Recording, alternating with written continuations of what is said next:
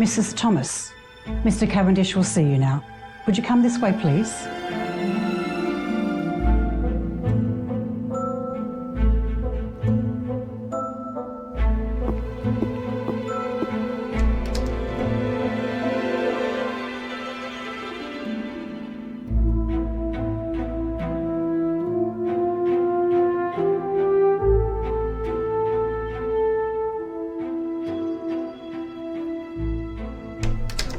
Thank you ever so much for agreeing to see me at such short notice.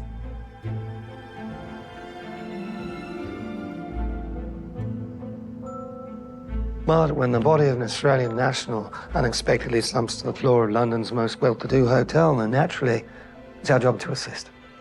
I see. Please accept my condolences. The Consular General's office made me aware of your dilemma. We've sent staff to the mortuary to work out some of the logistics of repatriating Mr. Thomas back to his home country. As a British woman, I really didn't know who to turn to.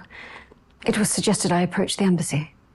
The mortuary suggested they commence with embalming, which we've confirmed. It comes at a slightly higher cost, I'm afraid. That's very kind, but I'm not sure I see the point. Sorry? Of the embalming. Oh, well, in practical terms, it forestalls the body decomposing of the long duration of transit, particularly in the summer months. Right you are. I understand your husband had a heart attack. In the foyer of the Savoy. One would hope there was no pain then. One would. Possibly a moment of confusion, perhaps. I'm assuming you'll want the body flown home. And I can hardly pack him in my onboard carry-on.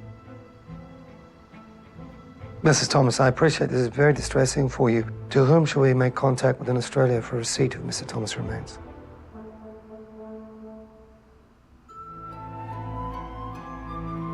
I imagine his wife would be the best place to start.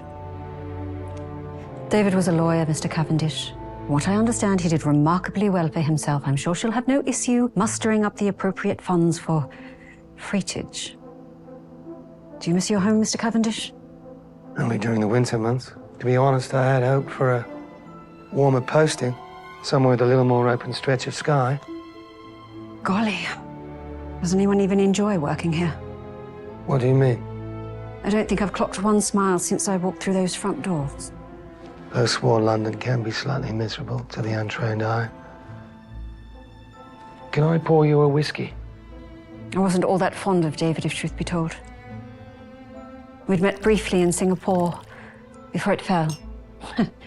The word paramour was a misrepresentation at best.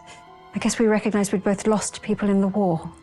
You know how one damaged soul can spot another damaged soul at 1,000 paces. This was supposed to be our last hurrah. One last dance, so to speak. I'm not here to make judgments. Yes, you are. That's not the job of a diplomat. Doesn't mean you're not aching to judge me. And perhaps if I'd hoisted up my skirt, parted my legs, I'd have been easier to place from the get-go. The circumstances around Mr. Thomas' demise, I'm assuming you prefer I modify it for the sake of his wife. Now, that would certainly be the kindest thing to embellish at will. It's purely a matter of arrangement. I'd like perhaps I could interest you in some supper, just so we can get the story straight for his wife. So you can devour every illicit and torrid detail? No, I simply wish to. I shan't reveal a thing. Be sure to let that mask of diplomacy slip every now and then, Mr. Cavendish. Make that judgment you're so desperate to make. I could care less. Only do me one courtesy. Yes. Stop tap dancing about the room. And supper?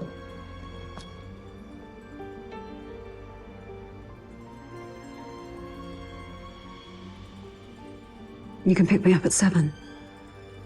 I dare say you're familiar with the location of the hotel. I am. Well, that should give you plenty of time to get the story straight with your wife. Good afternoon, Mr. Cavendish. Nancy.